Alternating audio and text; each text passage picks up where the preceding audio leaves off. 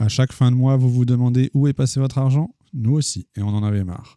Alors, on a mis en place une méthode simple pour gérer notre budget à deux. Et aujourd'hui, on vous montre notre vraie feuille de budget avec nos chiffres et surtout comment tu peux faire pareil dès ce soir. Pas d'application compliquée, pas de tableau obscur, juste une méthode claire qui fonctionne. On a commencé par regrouper toutes nos dépenses des 3 derniers mois. On a ensuite choisi 15 catégories au maximum pour rester clair. Donc l'appart, les courses, la nounou, les imprévus, la voiture, etc. Si on a trop de catégories, on se perd. Par contre, si on en a trop peu, on ne comprend pas bien où vont nos dépenses et si on peut les optimiser. L'objectif, c'est quoi ? C'est de voir en un coup d'œil où part l'argent chaque mois. Ensuite, pour chaque catégorie, on regarde si on peut les réduire sans se frustrer. Donc les plaisirs, par exemple, on a revu les abonnements, les restos. Les imprévus, c'est souvent mal estimé, donc on essaie un peu de les lisser sur l'année. Et les courses, c'est une des plus grosses dépenses, donc on essaie d'optimiser avec des promos et on prend toujours une petite marge. Donc le but, c'est pas de se priver, juste de garder l'essentiel pour ensuite investir un maximum d'argent.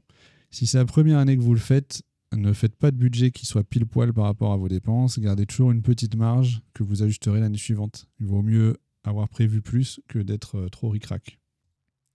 On passe maintenant au suivi mensuel. Alors au début, on avait mis un petit Google Sheet en place pour suivre l'évolution et après, j'ai fait un petit logiciel que je vais vous montrer. Donc où on a défini toutes nos catégories. Donc les charges de l'appart, le crédit, la banque, les bébés, les dépenses de bébé, etc. Ensuite, à côté, on a mis le budget qu'on souhaite allouer pour chaque catégorie. Et donc tous les mois, on rentre nos dépenses dans chaque catégorie. Donc j'ai un système qui automatiquement exporte depuis ma banque un fichier et du coup je l'importe là-dedans et je peux catégoriser. J'ai aussi mis des règles automatiques, donc la moitié est fait automatiquement et la moitié il faut que je le catégorise à la main.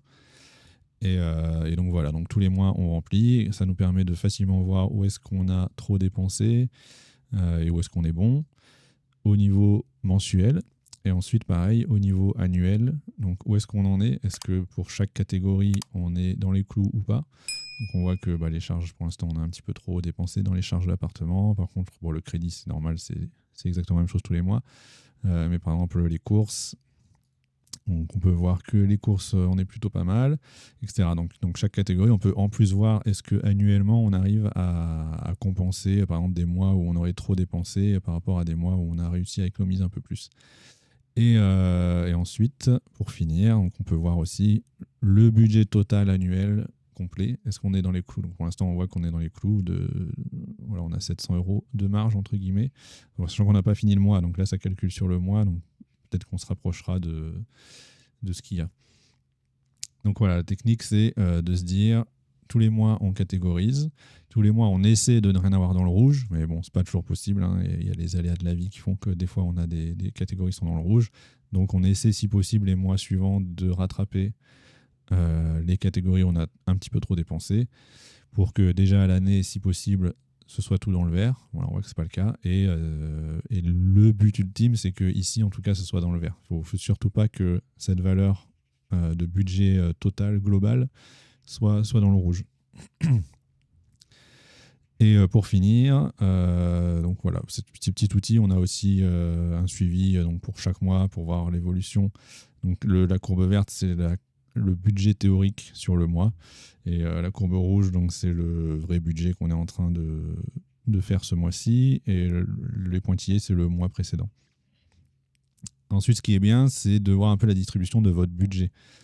Donc là, nous, on voit que au niveau des catégories, rien que les courses, le crédit de l'appart et les charges de l'appart, donc qui sont 3 dépenses qui sont difficilement compressibles, déjà, c'est la moitié de notre budget, rien que ça. Et ensuite, alors on a la nounou plus les investissements qui prennent un quart en plus. Là, la nounou, ce qui est bien, c'est qu'en septembre, ça va s'arrêter. L'investissement, ça, on ne veut pas y toucher. On voudrait même, si possible, l'augmenter. Donc, on va voir comment on fait l'année prochaine pour ajuster ces 2 catégories. Et ensuite, on voit que un quart de notre budget, c'est toutes les petites choses qui restent. Donc, les voyages, les plaisirs, les dépenses pour bébé, la voiture, etc. Donc, vu que c'est qu'un quart, réduire ses dépenses, ça ne va pas forcément apporter beaucoup. Donc si on se dit, on ne fait plus du tout de voyage, on ne fait plus du tout de plaisir, bon, ça va nous apporter quoi, 3 000 € à l'année ? C'est pas négligeable, mais bon, on va se faire chier dans la vie, quoi. Donc voilà, faut savoir aussi un peu estimer le camembert de nos catégories, pour voir où est-ce qu'on peut toucher ou pas. Ça, c'est après l'historique de notre budget, donc tous les mois, pour voir quel mois on a dépassé, quel mois on était dans les clous. Donc ça permet juste de voir que nous, nos charges, elles sont trimestrielles, donc on voit bien que tous les 3 mois, boum, on a nos charges qui tombent, on est dans le rouge, et les autres mois, on n'est pas trop mal. Et enfin, nous, ce qu'on a mis en place, c'est 2 cagnottes, entre guillemets, donc 2 comptes un peu séparés, qui sont le compte des imprévus et le compte des vacances. Donc tous les mois, on a vu là-haut, dans notre budget, que pour les voyages, on mettait 200 € et que pour les imprévus, on mettait 100 €. En fait, ces 2 dépenses, elles vont dans une cagnotte, donc sur un compte séparé. Et lorsqu'on a besoin d'un imprévu, on pioche dans cette cagnotte. Donc là, il nous reste, on voit que l'imprévu, tous les mois, ça augmente de 100 €. Et puis, de temps en temps, quand on doit piocher dedans, ça redescend, puis ça remonte, etc. Pareil pour les vacances. Du coup, on met dans cette cagnotte vacances sur un compte séparé. Donc, c'est sur un LDDS.